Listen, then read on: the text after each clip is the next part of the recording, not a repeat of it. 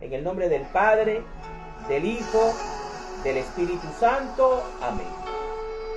Señor Dios Padre Todopoderoso y Eterno, te damos gracias, Padre Santo, por iluminarnos y por darnos la vida, Señor. Gracias, Todopoderoso, por nuestra salud, por nuestro entendimiento, por nuestra familia,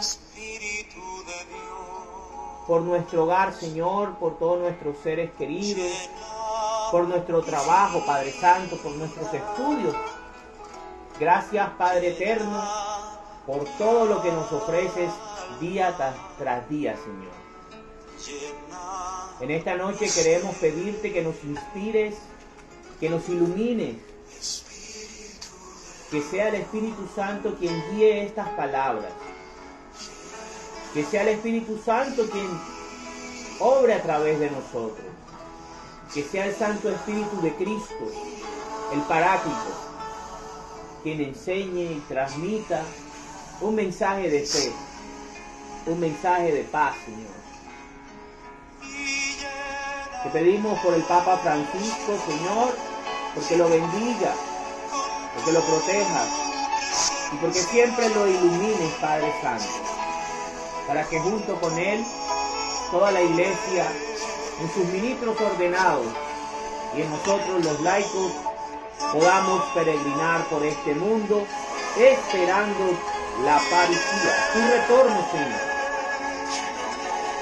Te pedimos también, Señor, por Colombia, por el presidente de la República, porque tome decisiones sabias, por todos los gobernadores, alcaldes y concejales, porque la parte administrativa, de justicia y legislativa en Colombia sean inspirados por ti, Señor. Bendito y alabado seas, Todopoderoso. Te pedimos por todos los enfermitos que están en los hospitales y te pedimos también por la situación, Señor, en la franja de Gaza y en Ucrania, Padre Santo, y en todos los lugares del mundo donde hay sufrimiento de un ser humano. Ven, Espíritu Santo, ilumínanos. Ven, Espíritu Divino, guíanos. Permíteme entender la voluntad del Padre y del Hijo, aceptarla y vivir en confianza. Permíteme, Señor, tener paciencia con nuestra cruz y llevarla con amor, con fe y esperanza.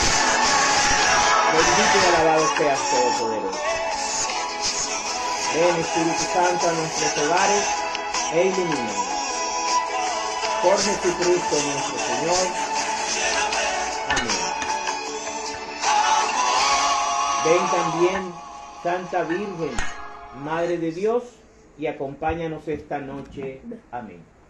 En el nombre del Padre, del Hijo, del Espíritu Santo. Amén. Bueno, vamos a empezar con el estudio del capítulo número 18 del libro del Deuteronomio. Capítulo número 171. Derechos de los sacerdotes levitas. Los sacerdotes levitas, es decir, todos los de la tribu de Leví, no tendrán parte ni herencia con los demás israelitas. Tendrán que mantenerse de los sacrificios que se ofrecen al Señor y de lo que a Él le corresponde. No recibirán herencia como sus compatriotas, ya que su herencia es el Señor, como Él lo ha dicho. Los derechos que los sacerdotes tienen sobre los sacrificios de toros o corderos ofrecidos por la gente son los siguientes. Les tocará la espaldilla, la quijada y el cuajar, y también los primeros frutos de trigo, vino y aceite, y la primera lana que se corte a las ovejas. Pues el Señor su Dios los ha elegido a ellos de entre todas las tribus, para que de padres a hijos, sucesión, tengan siempre a su cargo el culto al Señor. Cuando un levita de alguna población de ustedes, de cualquier lugar de Israel, se sienta movido a venir al lugar escogido por el Señor, podrá oficiar allí como sacerdote en el nombre del Señor. Lo mismo que todos sus compañeros levitas que están allí sirviendo al Señor. Y recibirán la misma porción de alimentos que ellos reciben, además de lo que obtengan de la herencia de su padre. Advertencias contra prácticas paganas. Cuando hayan entrado ustedes en el país que el Señor su Dios les va a dar, no imiten las horribles costumbres de esas naciones, las naciones cananeas. Que nadie de ustedes ofrezca en sacrificio a su hijo, haciéndolo pasar por el fuego, ni practique la adivinación, ni pretenda predecir el futuro, ni se dedique a la hechicería, ni a los encantamientos, ni consulte a los adivinos y a los que invocan a los espíritus, ni consulte a los muertos, porque al Señor le repugna los que hacen estas cosas. Recordemos que Dios no cambia. Y si el Señor su Dios arroja de la presencia de ustedes a estas naciones, es precisamente porque tienen esas horribles costumbres. Ustedes deben ser perfectos. En la Biblia, perfecto es ser santo. En su relación con Dios. Esas naciones cuyo territorio van a ustedes a poseer, hacen caso a los que pretenden predecir el futuro y a los adivinos. Pero a ustedes el Señor su Dios no les permite semejante cosa. El profeta que ha de venir. El Señor su Dios hará que salga de entre ustedes un profeta como yo. Está hablando Moisés. Y deberán obedecerlo. Dice Moisés al pueblo de Israel. Esto es en realidad lo que ustedes pidieron al Señor su Dios en el monte Horeb. El día en que todos se reunieron allí y dijeron: no queremos oír otra vez la voz del Señor nuestro Dios, ni ver este gran fuego para no morir. Entonces el Señor me dijo: está bien lo que han dicho. Yo haré que salga de entre ellos un profeta como tú, no de los gringos, no de Estados Unidos, un profeta de Israel, salido de los israelitas. Uno que sea compatriota de ellos y que les diga lo que yo les ordene decir. Y que les diga ese profeta lo que yo, el Padre, le ordene decir. Y les repita lo que yo les mande. A todo aquel que no haga caso de lo que ese profeta diga en mi nombre, yo le pediré cuenta. Pero el profeta que presuma de hablar en mi nombre y diga algo que yo no le he mandado a decir, o hable en nombre de otros dioses u otros ángeles, será condenado a muerte. Y si ustedes piensan, ¿cómo podremos saber que lo que se ha dicho no es la palabra del Señor? Deben tener esto en cuenta. Si lo que el profeta ha dicho en nombre del Señor no se cumple, es señal de que el Señor no lo dijo, sino que el profeta habló movido solo por su orgullo. Por lo tanto, no le tengan miedo. Palabra de Dios. El capítulo número 18 del libro del Deuteronomio, como nos lo expresa la palabra de Dios, se divide en 3 temas. El primero de ellos es que vuelve Moisés a repetir los derechos y la especial escogencia y elección que tuvo Dios con la tribu de Leví como sus sacerdotes. Dios, nuestro papito Dios, el Dios que nosotros creemos, el Padre, tiene el cielo ordenado, organizado, tiene un sacerdocio celestial, Melquisedec, y ahora desde la asunción, desde la ascensión de nuestro Señor Jesucristo a nuestro Señor Jesucristo, ¿sí? Eso tenemos que tenerlo en cuenta. Dios es un Dios ordenado, planificador, preveedor hasta el fin de los tiempos. A Dios no se le escapa nada y a Dios no se le corrompe nada. El pueblo de Israel era la primera eclesia, primer pueblo sacerdotal de Dios, que se dividía en dos tipos de sacerdocio. El sacerdocio común, como pueblo santo de Dios, todos los israelitas, todos los miembros de las 12 tribus de Israel, nacidos de la sangre, nacidos de la raza, hijos de Abraham, que sellaban su alianza con la circuncisión al 8º día de nacidos. No se les dejaba a los niños que eligieran ser judíos o israelitas cuando ellos crecieran. Era una elección que hacían sus padres. Y era tan grave la circunstancia, era tan delicado el que los padres circuncidaran a sus hijos israelitas para hacerlos parte del pueblo de Dios, que el mismo Moisés estuvo en riesgo de ser matado por Dios porque no había circuncidado a su hijo Jasón. Tuvo que hacerlo Séfora. Tuvo que hacerlo Séfora para que Dios no matara a su esposo Moisés por no haber circuncidado a su hijo Eleazar cuando estaba a los 8 días de nacido. Eso está en Éxodo, eso lo podemos encontrar. ¿Y por qué digo esto?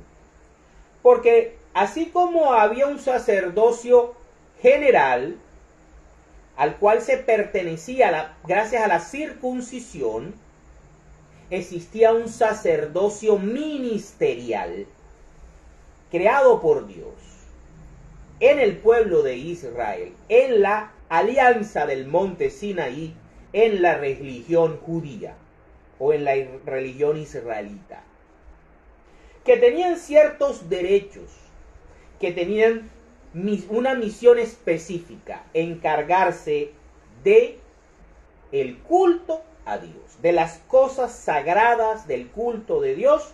Eran responsables los varones israelitas de la tribu de Leví. Fueron escogidos por Dios. Ellos no lo hicieron porque les dio la gana. No se autoproclamaron sacerdotes, apóstoles o profetas ellos mismos. Fue una elección del Padre. Fue una elección del Padre. Vamos a ver más adelante por qué hago la aclaración del Padre. Aquí habla el Padre. Aquí habla el Padre y le dice a Moisés y le recuerda al pueblo de Israel los derechos de esos sacerdotes que debían ser sostenidos por las demás tribus a través del diezmo y a través de los sacrificios que se presentaban en el altar. Comían del altar, tenían una misión especial, eran hombres ungidos y eran hombres santos, separados para Dios, el servicio de Dios. Que fueran buenos, que fueran malos, que fueran justos o que fueran injustos, ya eso es cuestión de elección humana. Pero Dios los había escogido a ellos, a más nadie. Cuando Coré, Datán y Abiún quisieron usurpar ese puesto, Dios los castigó y la tierra se los tragó. Miren la gravedad del asunto. Dios es un Dios perfecto. Dios es un Dios ordenado. Dios es un Dios de rito, de liturgia. Dios no improvisa. A Dios no se le corrompen las cosas. Cuando nosotros decimos que la iglesia se corrompió, estamos pecando contra el Espíritu Santo, porque le estamos diciendo al Espíritu Santo: fuiste inepto, dejaste que Satanás te robara la iglesia. Toda aquella persona que dice que la iglesia se corrompió, que hay que restaurarla por medio de él o de ella, se autoproclama falso profeta. Toma el lugar de Dios haciéndose pasar por Dios y cambiando las cosas que Cristo mandó, el profeta que tenía que venir. Y vemos aquí cómo hay cosas muy bonitas. Por ejemplo, que el Señor su Dios los eligió a ellos. Es una acción y decisión de Dios el sacerdocio. Ya sea el sacerdocio levita en el Antiguo Testamento, ya sea el sacerdocio católico en el Nuevo Testamento, como lo veremos más adelante. Me gusta porque aquí se impregna la sucesión apostólica. Como el sacerdocio tenía que ser era para un solo pueblo, para una sola nación, y había sido escogida una sola tribu, la sucesión apostólica o ministerial se daba de padres a hijos. Porque Dios siempre ha tenido en cuenta la variable de la mortalidad humana. Somos seres limitados, somos seres temporales. Pero el plan de Dios es a muy largo plazo, para muchas generaciones. Es por eso que existe una sucesión apostólica.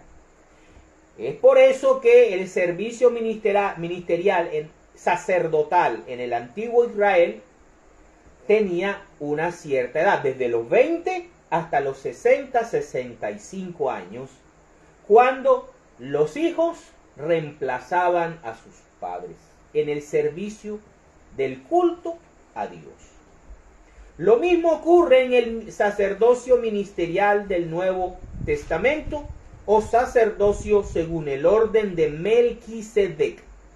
El sacerdocio ministerial sacerdotal, valga la redundancia, del Nuevo Testamento, de la alianza del monte Sión, se conoce como el sacerdocio según el orden de Melquisedec.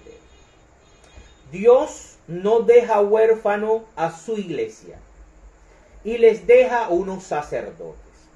¿Quién es el génesis de ese sacerdocio? Los apóstoles, los 12 apóstoles. Más nadie. Y a los que los apóstoles, a través de la imposición de manos, le transmiten la orden sacerdotal, la orden que Cristo les da en la última cena. También vemos cómo en el capítulo 18 de Deuteronomio se nos habla acerca de las prácticas de los pueblos cananeos. La brujería, la hechicería, el sacrificio de los propios hijos, la adivinación, la superstición, la sexualidad como una manera de sacrificar a los múltiples dioses falsos que el apóstol Pablo lo relaciona con demonios. Todo esto hizo que los pueblos cananeos llegaran a una degeneración espiritual, social, religiosa, que los llevó a que la misma tierra los vomitara. Es por eso que Dios los borra del mapa y en su lugar pone a un pueblo santo, que debía ser el pueblo de Israel. Por eso el Señor le dice, ustedes deben ser perfectos. En la Biblia, ser perfectos es ser santos. Ustedes deben ser santos con relación a su Dios. Y mientras que esos pueblos hacían todas estas cosas, ustedes israelitas, por medio de la alianza del monte Sinaí, deben ser perfectos.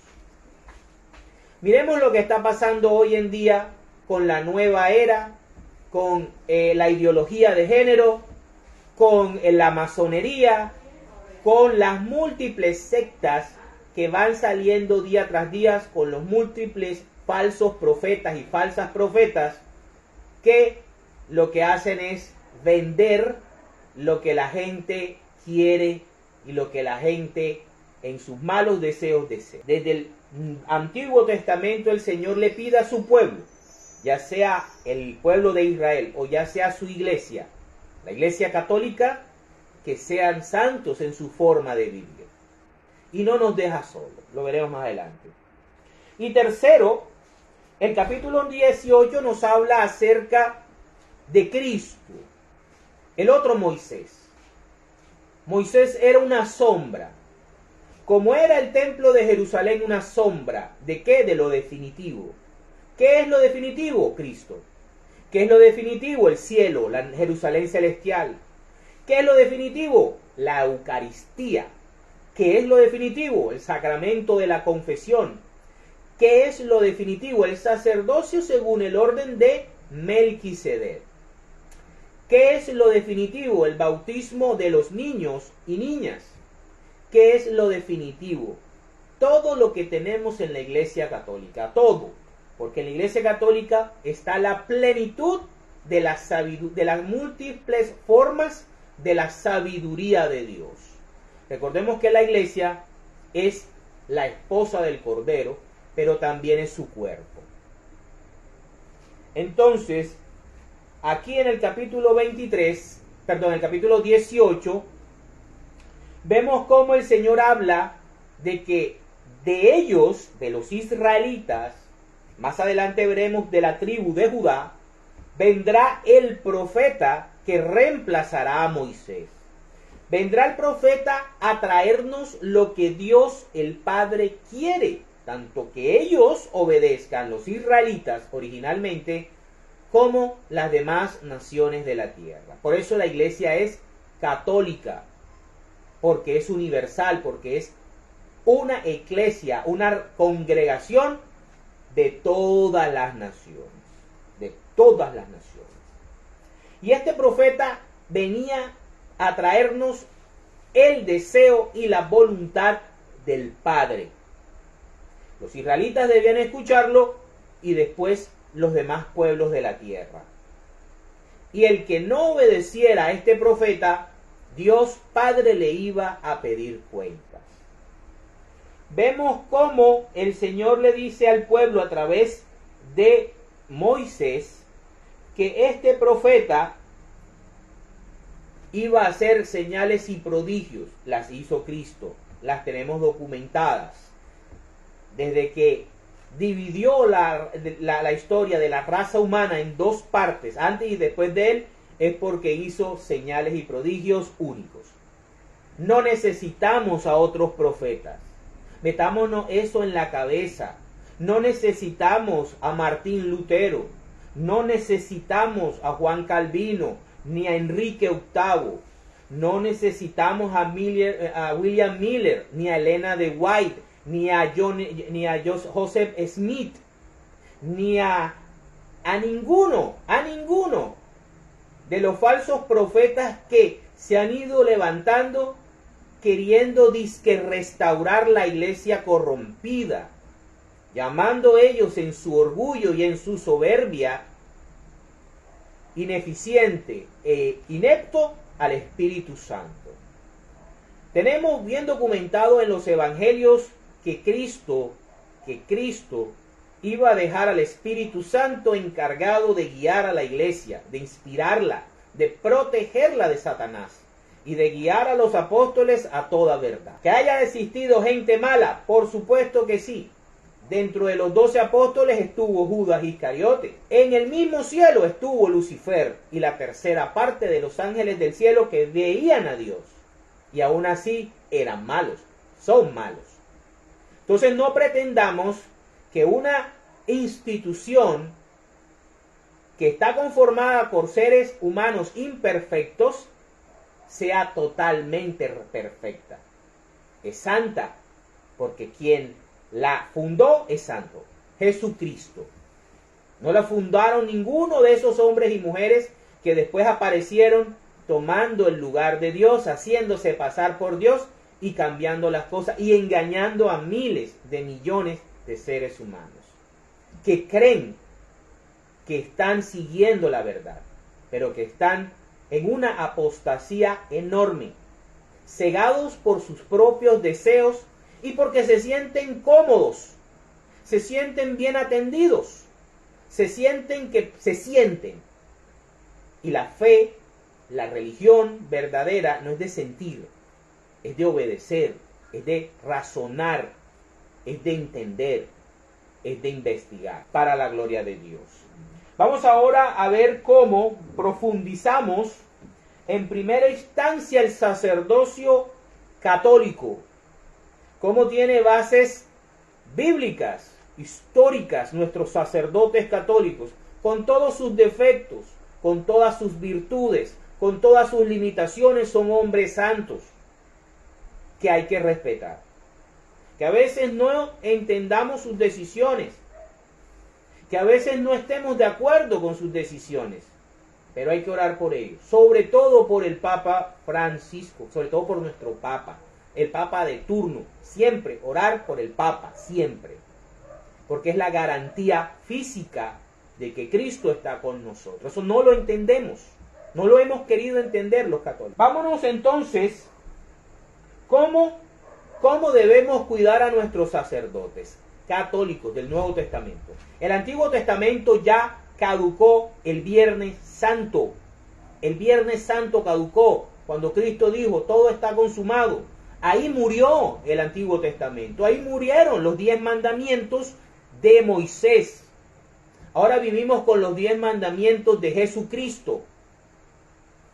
Y eso no lo quieren entender estas personas que enseñan otra vez el judaísmo, disfrazado de cristianismo renovado, restaurado. Vámonos como Dios, como Cristo, que es el profeta que había de venir, enviado por el Padre, escoge su sacerdocio. Vámonos a el Evangelio de San Marcos, capítulo 3, versículos del 13 al 19. Y fíjense el paralelismo que tiene con Deuteronomio 18. Dice, Jesús escoge a los 12 apóstoles. Después Jesús subió a un cerro y llamó a los que le pareció bien. ¿A quién? A Cristo. ¿Quién es Cristo? El Hijo de Dios, el enviado del Padre, el profeta que había de venir. Una vez reunidos, eligió de entre ellos a 12. A 12, que es la base de la Iglesia Católica. Recordemos que la Iglesia Católica es una santa, católica y apostólica. ¿Por qué es apostólica? Porque depende, porque surge, porque está cimentada en la enseñanza de los 12 apóstoles, no de Martín Lutero, ni de ninguno de los que se ha levantado contra la Iglesia Católica desde el siglo XVI hasta hoy siglo XXI. Ninguno de ellos Cristo los escogió, ¿sí? Ni los necesita. Necesita que nosotros viremos siempre hacia estos 12. Dice, para que lo acompañaran y para mandarlos, mandarlos a anunciar el mensaje. A estos les dio el nombre de apóstoles. Cristo, Dios, Hijo, escoge a 12, cada uno de ellos representando a los 12 hijos de Israel, a las 12 tribus de Israel. Es un apóstol por tribu. Por eso escogió un apóstol por cada una de las tribus. Por eso son 12, no 13, ni 14, ni 15. Ni hay apóstolas. Porque Israel tuvo 12 varones y una hembra. Tuvo a Dina. Pero las tribus, Dios Israel lo establece en los 12 varones. No tiene en cuenta a las mujeres. ¿Por qué? Pregúntenselo a Dios. ¿Que se debe cambiar? Cuando usted sea Dios, lo cambia. Mientras que usted no sea Dios, pues le toca adaptarse. ¿Sí? Ok, dice, y les dio autoridad para expulsar a los demonios. Estos son los 12 que escogió Simón, al que ponen siempre de primero en los evangelios, a quien puso el nombre de Pedro. Le cambió el nombre, le puso una misión. Dirige a mi rebaño. Santiago y su hermano Juan, hijos de Zebedeo, a quien llamó Boanerges, es decir, hijos del trueno. Andrés, Felipe, Bartolomé, Mateo, Tomás y Santiago, hijo de Alfeo, Tadeo, Simón el cananeo y Judas Iscariote, que después traicionó a Jesús. Y ahí le ponen enseguida la connotación al pobre Judas. Por 30 monedas de plata se condenó al infierno, ¿verdad? Estos son los 12. Aquí no aparecen los otros fundadores de las sectas y de las religiones venidas del país del norte que están llenando nuestras sociedades de doctrinas que no son de Cristo. Y nosotros, bien, chévere, bien, gracias, aceptémosla. Si me hablan de Dios, todo bien. Pero ahí viene el veneno. Y el veneno es su doctrina, que no es una doctrina del Espíritu Santo. Es una doctrina del mal. Es una doctrina del mal. Ahora vamos a ver cómo, este es al principio. Vamos a ver al final, ya resucitado, ya glorificado. ¿Qué hace Jesús con estos señores? Vámonos a el Evangelio de San Juan, capítulo 20, versículos del 19 al 23. Dice, Jesús se aparece a los discípulos. Al llegar la noche de aquel mismo día, el primero de la semana, el domingo de resurrección, aclaro, los discípulos se habían reunido con las puertas cerradas por miedo a las autoridades judías, los que celebraban el sábado. Jesús entró y poniéndose en medio de los discípulos, los saludó diciendo, paz a ustedes. No los regañó porque estaban reunidos en domingo y no el sábado. Y estaban irrespetando el sábado. No hizo eso. Dicho esto, les mostró las manos y el costado, y ellos se alegraron. El domingo es un día de alegría, de ver al Señor. Luego Jesús les dijo otra vez, paz a ustedes. Y escuchen esto. Como el Padre me envió a mí, Jesús está reconociendo que hay otra persona que tiene mayor autoridad que él, que lo envió. Deuteronomio 18 nos aclara que es el Padre. Y que el Padre está dándole cumplimiento a lo que en Deuteronomio 18, por medio de Moisés, le prometió al pueblo de Israel. Recordemos que Jesús es judío, de la tribu de Judá, descendiente del rey David, hijo de José y María, nacido en Belén, Efrata, bajo el gobierno de Augusto César. Eso. Él reconoce aquí que así como el Padre me envió a mí, así yo los envío a ustedes. Es el mismo Jesucristo quien en su presencia gloriosa le da la orden, los envía.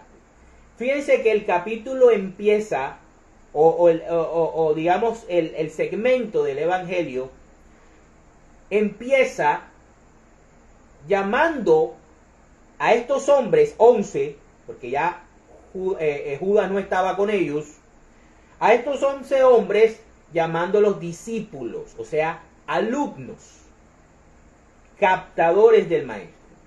Ahora el Maestro ya glorificado, ya resucitado, los envía apóstol. Eso es lo que se llama, lo que significa apóstol, enviado. ¿Enviado a qué? A una misión. Jesús le está dando una misión, que él ha recibido autoridad del Padre, de Dios Padre, y él con esa autoridad les ordena, les da la autoridad, les traspasa parte de su autoridad a ellos. ¿Para qué? Ojo a esto, les sopla el Espíritu Santo. La iglesia, nuestros ministros ordenados, nuestros curas, tienen el Espíritu Santo. ¿Para qué? ¿Para qué Jesús sopla Espíritu Santo sobre ellos? Y veamos si las otras sectas e iglesias fundadas por hombres y mujeres tienen lo que la iglesia católica y el sacerdocio católico tienen. Miren lo que hace Jesús, el mismo Jesús. Y sopló sobre ellos y les dijo, reciban el Espíritu Santo. A quienes ustedes perdonen los pecados, les quedarán perdonados. Sacramento de la confesión. Es bíblico. Tiene que hacerse por medio de sacerdotes, según el orden de Melquisedec, que es el orden de Jesucristo. Tienes que confesarte, tienes que confesar tus pecados delante de un sacerdote instituido, ungido con el Espíritu Santo. Aquí nace el sacramento de la confesión. No puedes confesar tus pecados al aire, directamente con Dios. Eso no lo quiso Dios. Dios quiso que se hiciera como se hacía en el Antiguo Testamento, seguir con lo mismo, pero de una manera definitiva, a través de los ministros que Cristo escogió, que Cristo eligió, que Cristo bendijo con el Espíritu Santo. No eligió a José Smith, no utilizó a ningún ángel, no utilizó visiones. Él personalmente, en su cuerpo glorioso y con la autoridad del Padre, escoge a estos 11 hombres y a partir de ellos a todos aquellos varones que ellos le impusieran las manos y le traspasaran este poder, este don. Ningún pastor evangélico protestante que no esté en comunión con el Papa tiene este don, tiene la capacidad de perdonar pecados. Y mientras que tú, óyeme bien, mientras que tú no confieses tus pecados ante un sacerdote, no te van a ser perdonados. Porque Dios no crea las cosas para después Él mismo mandar a que se burlen de esas instituciones. Todos aquellos que piensan que pueden crear una iglesia de cero, a partir de cómo interpretan la Biblia ellos, Biblia que es un invento católico de un papa católico, del papa número 37, ellos utilizan. Entonces, reciban el Espíritu Santo. A quienes ustedes perdonen los pecados les quedarán perdonados, y a quienes no se los perdonen les quedarán sin perdonar. Si usted no se acerca a un cura a confesarse, lo siento, pero los pecados suyos no serán perdonados. Orden de Jesucristo, el profeta que había de venir, según Deuteronomio 18. Ahora veamos qué nos dice el apóstol Pablo, que también fue un apóstol aparte. Un apóstol aparte.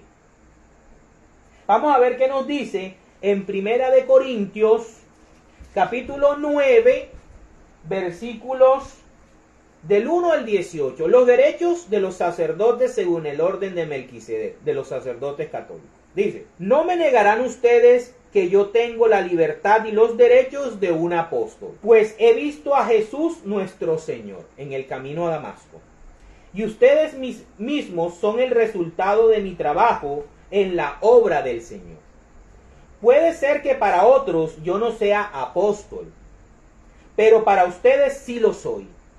Porque el hecho de que ustedes estén incorporados al Señor prueba que en verdad lo soy. Está hablándole a los gentiles, a nosotros. Esta es mi respuesta a los que me critican. Tenemos todo el derecho de recibir comida y bebida, y también de llevar con nosotros una esposa cristiana, como hacen los otros apóstoles y los hermanos del Señor, y Cefas. ¿O acaso Bernabé y yo somos los únicos que no tenemos derecho a que la comunidad nos mantenga? Está hablando un sacerdote católico. ¿Quién sirve como soldado pagándose sus propios gastos? ¿Quién cultiva un viñedo y no come de sus uvas? ¿Quién cuida las ovejas y no toma de la leche que ordeña? Y no vayan a creer que esta es solo una opinión humana. Porque la ley de Moisés, estamos leyendo Deuteronomio, también lo dice. Pues está escrito en el libro de la ley: no le ponga bozal al buey que trilla.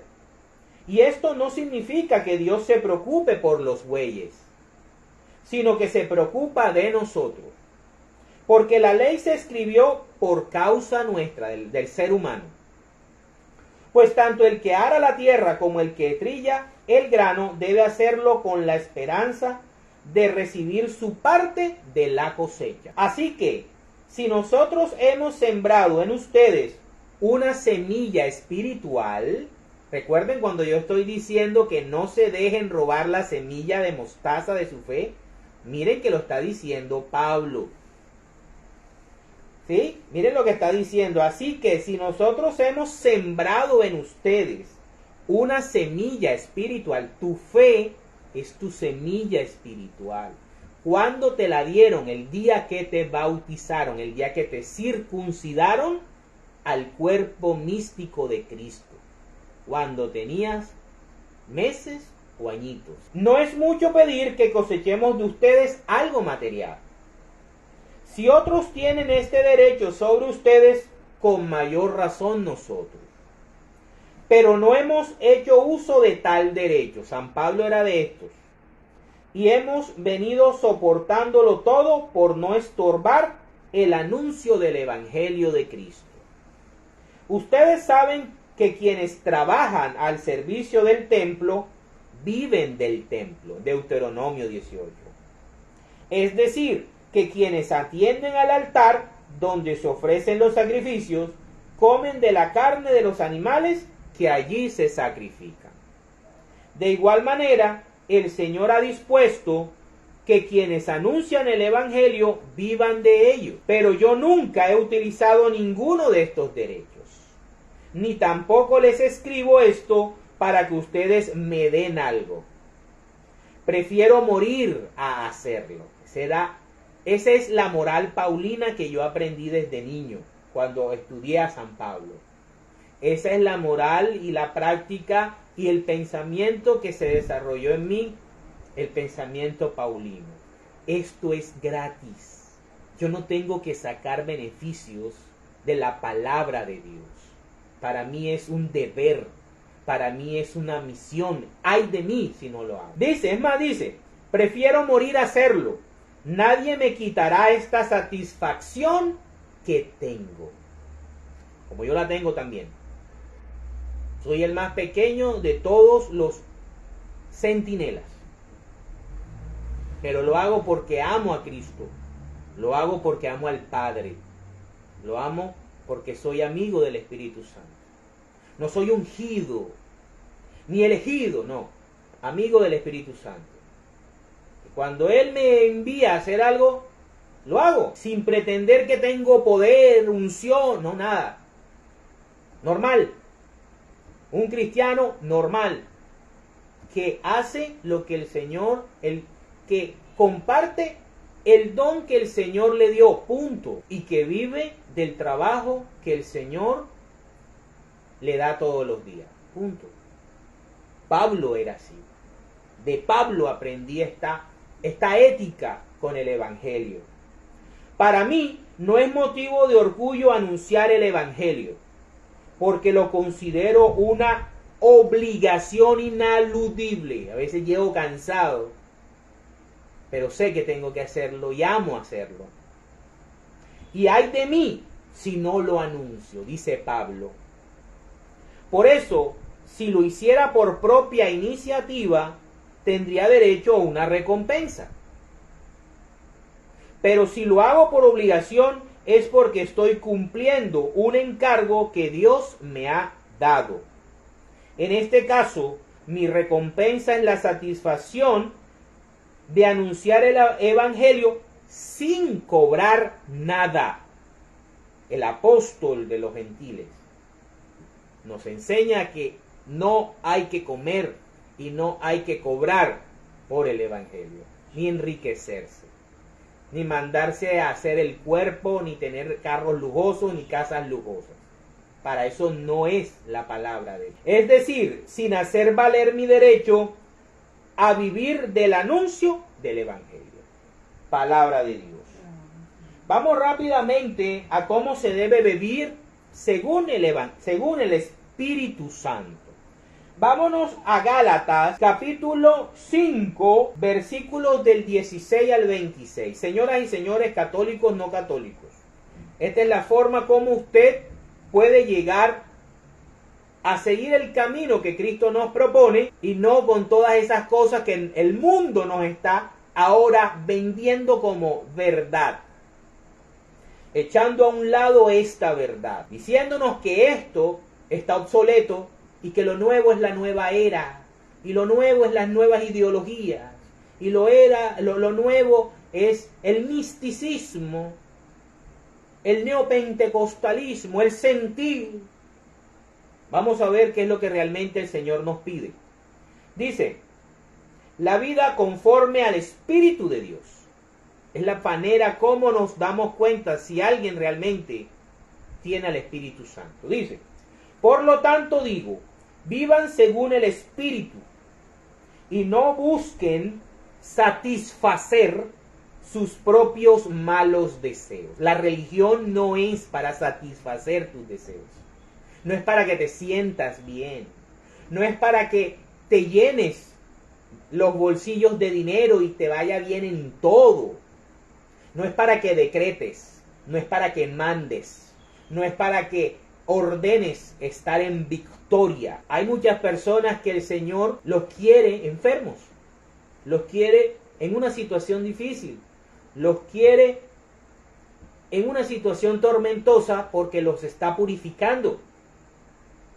Como dice Job, de Dios recibo lo bueno, de Dios recibo lo malo. Entonces la religión no es para sentir, no es para sentirse bien.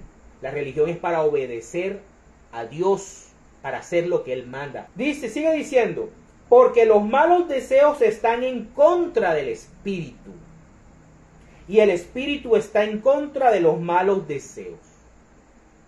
El uno está en contra de los otros, y por eso ustedes no pueden hacer lo que quisieran.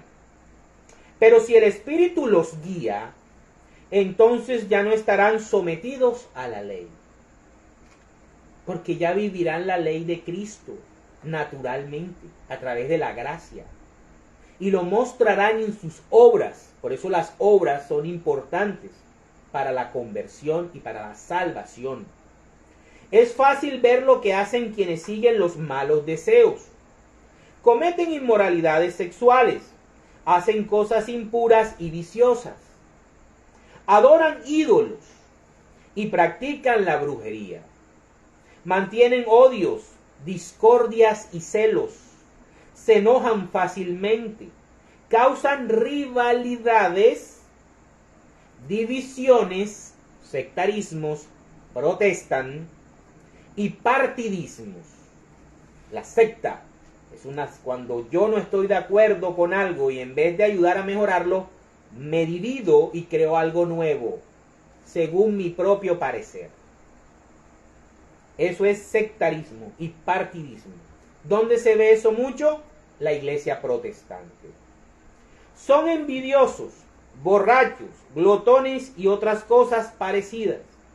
Les advierto a ustedes, como ya antes lo he hecho, que los que así se portar viene de obrar, de acciones de modo de vivir. Así que no solamente por decir que Jesús es el Señor es suficiente para ser salvo. Todos los que así se portan, ¿verdad?, no tendrán parte en el reino de Dios. En cambio, lo que el Espíritu produce es amor, alegría, paz, paciencia, amabilidad, bondad, fidelidad, humildad y dominio propio. Contra tales cosas no hay ley. Y los que son de Cristo Jesús ya han crucificado la naturaleza del hombre pecador junto con sus pasiones y malos deseos. Si ahora vivimos por el Espíritu, dejemos también que el Espíritu nos guíe. No seamos orgullosos. Yo hago lo que a mí me dé la gana. Yo no voy donde un cura, porque un cura es igual de pecador que yo. Yo voy directo a Dios. Oye, pero si el Señor Jesucristo mandó que a través de los sacerdotes confesaran nuestros pecados. Ah, no, a mí no me importa. Yo tengo una relación directa con Dios. Pero Dios no mandó eso. Dios no mandó eso.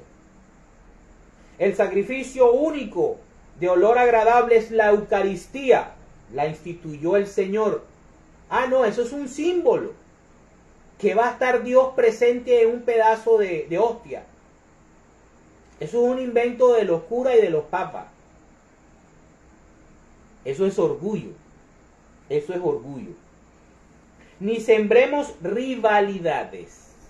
Martín Lutero creó rivalidades y envidias entre nosotros. Palabra de Dios.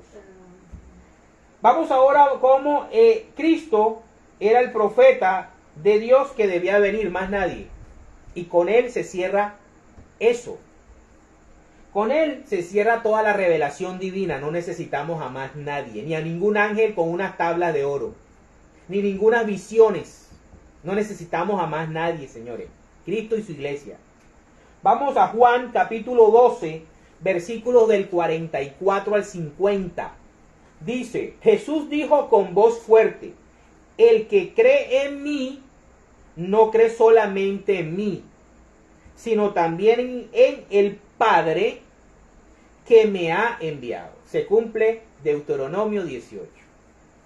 Y el que me ve a mí, ve también al que me ha enviado. Yo, que soy la luz, he venido al mundo para que los que creen en mí no se queden en la oscuridad. Pero aquel que oye mis palabras y no las obedece, no soy yo quien lo condena, porque yo no vine para condenar al mundo, sino para salvarlo. Esa era la misión de Jesucristo. El que me desprecia y no hace caso de mis palabras, el que desprecia a Cristo desprecia la Eucaristía. El que desprecia la comunión desprecia a Jesucristo, porque ese es el cuerpo y sangre de Cristo. Mucha gente que se dice que ama a Jesús, que dice que está en la religión verdadera, que dice que odian a Jesús, lo odian y lo demuestran con su religión, con la manera de ejercer su religión personal, humana. Las palabras que el que me desprecia y no hace caso de mis palabras, ya tiene quien lo condene. Las palabras que yo he dicho lo condenarán en el día último. Porque yo no hablo por mi cuenta. Y ahí se cae la doctrina de la unicidad, de que el Padre, el Hijo y el Espíritu Santo son un mismo ser. No, son tres personas diferentes. Dice, porque yo no hablo por mi cuenta. El Padre, lo dice específicamente, me ha enviado. Me ha ordenado lo que debo decir y enseñar. O sea, lo que están enseñando los apóstoles fueron lo que recibieron de Jesús. Y Jesús lo recibió del Padre. O sea, lo que usted aprende en la Iglesia Católica es lo que el Padre Celestial ordenó. Y sé que el mandamiento de mi Padre es para vida eterna. Así pues, lo que yo digo, lo digo como el Padre me lo ha ordenado. Ojo a eso. No José Smith con su Ángel Moroni, ni Elena de White con sus visiones, ni Martín Lutero con su indignación con las indulgencias, ni Enrique VIII con su anglicanismo, porque el Papa no lo divorció para que se casara con la hermana de su esposa. Ni todos esos falsos profetas que han salido diciendo que ellos son los restauradores de la iglesia de Cristo. Para terminar, vamos a ver cómo el libro de Hebreos nos deja esto clarito, que hasta Jesucristo llegó la revelación divina, y Jesucristo es la revelación divina, que lo ha transmitido de generación en generación a través de su Santa Iglesia Católica. Vamos a Hebreos capítulo 1, versículos del 1 al 14, y con eso cerramos. Dice: Dios ha hablado por medio de su Hijo. En tiempos antiguos Dios habló a nuestros antepasados muchas veces y de muchas maneras por medio de los profetas. Ahí tenemos los 46 libros del Antiguo Testamento. Ahora, en estos tiempos últimos, nos ha hablado por su Hijo, los Evangelios, mediante el cual creó los mundos y al cual ha hecho heredero de todas las cosas. Él es el resplandor glorioso de Dios, la imagen misma de lo que Dios es y el que sostiene todas las cosas con su palabra poderosa. Después de limpiarnos de nuestros pecados, se ha sentado en el cielo a la derecha del trono de Dios. Hay una doctrina adventista de estos señores que dicen de que Jesucristo tuvo que esperar hasta 1844 para poder entrar al lugar santísimo. Ellos se inventaron eso. En ninguna parte de la Biblia está. Miren que Hebreos lo dice claramente. Después de limpiarnos de nuestros pecados. ¿Eso cuándo fue? En la cruz del Calvario. Resucita, asciende al cielo y enseguida comienza su ministerio sacerdotal en el cielo. No tiene que pedirle permiso a William Miller, ni a Elena de White, ni a ninguno de ellos. Porque Él es Dios. No depende de ellos. Nunca ha dependido de ellos. ¿Sí? Después de limpiarnos de nuestros pecados, se ha sentado en el cielo a la derecha del trono de Dios y ha llegado a ser superior a los ángeles. Un hombre Dios. ¿Sí? Pues ha recibido en herencia un título mucho más importante que el de ellos. Rey de Reyes. Eso está en el Catecismo de la Iglesia Católica. Pero respecto al Hijo, porque Dios nunca dijo a ningún ángel: tú eres mi hijo, yo te he engendrado hoy. Los mormones, los testigos de Jehová y los adventistas dicen que Jesucristo es el arcángel Miguel. Mire lo que dice Hebreos. Porque Dios nunca dijo a ningún ángel: tú eres mi hijo, yo te he engendrado hoy. Los ángeles son creaciones. Jesucristo fue engendrado del Padre. Ni dijo tampoco de ningún ángel: yo seré un padre para él y él será un hijo para mí. Pero en otro lugar, al presentar a su hijo primogénito al mundo, dice que todos los ángeles de Dios lo adoren, incluido el mismo San Miguel Arcángel, que lo adoraba y lo amaba y lo ama, y lo respeta y lo obedece. San Miguel Arcángel a nuestro Señor Jesucristo. Respecto a los ángeles, Dios dice: hace que sus ángeles sean como vientos y como llamas de fuego sus servidores. ¿Qué es un ángel para Dios? Un servidor, una criatura, que es Cristo para el Padre, su Hijo amado, su primogénito. Muy diferente, señores. Estas sectas, con esas doctrinas diabólicas, engañan a muchas personas. Engañan a muchas personas. Pero respecto al Hijo dice: tu reinado, oh Dios, es eterno, y es un reinado de justicia. Has amado lo bueno y odiado lo malo. Por eso te ha escogido Dios, tu Dios, y te ha colmado de alegría más que a tus compañeros. También dice: tú, oh Señor, afirmaste la tierra desde el principio. Tú mismo hiciste el cielo. Todo ello dejará de existir, pero tú permaneces para siempre. Los mormones dicen de que Jesucristo y Lucifer son hermanos. Todo ello se gastará como la ropa, lo adoblarás como se dobla un vestido, lo cambiarás como quien se cambia de ropa. pero tú eres el mismo. Tu vida no terminará. Dios nunca dijo a ninguno de los ángeles, siéntate a mi derecha hasta que yo haga de tus enemigos el estrado de tus pies. Porque todos los ángeles son espíritus al servicio de Dios, enviados en ayuda de quienes han de recibir en herencia la salvación. Palabra de Dios. Entonces, ¿cómo yo puedo estar en una iglesia que su doctrina principal es denigrar a Cristo, a un mero ángel no? Perdóname, San Miguel, porque tú eres el ángel. Tú eres el ángel. Pero igual eres una criatura al servicio del Señor. No tienes la gloria ni tienes el poder de Cristo. Y tú lo reconoces y tú lo sabes porque tú eres un servidor de Él. Y nos proteges y proteges a la iglesia de Cristo, la iglesia católica y el pueblo de Israel también, de los ataques del maligno. Pero estas sectas enseñan estas doctrinas. Por favor, estudien la doctrina católica, está en el catecismo. Enséñenla a sus hijos. El catecismo sí sirve. Sí nos sirve porque nos protege de estos engaños. Y después vemos a esa persona que antes iba a misa, iba a las procesiones de la Virgen, denigrando de la Virgen, denigrando de la Eucaristía, acumulando pecados porque ellos creen que son santos, ya porque los bautizó el pastor, y terminan espiritualmente separados de Jesús, para la gloria de Dios. En el nombre del Padre, del Hijo, del Espíritu Santo.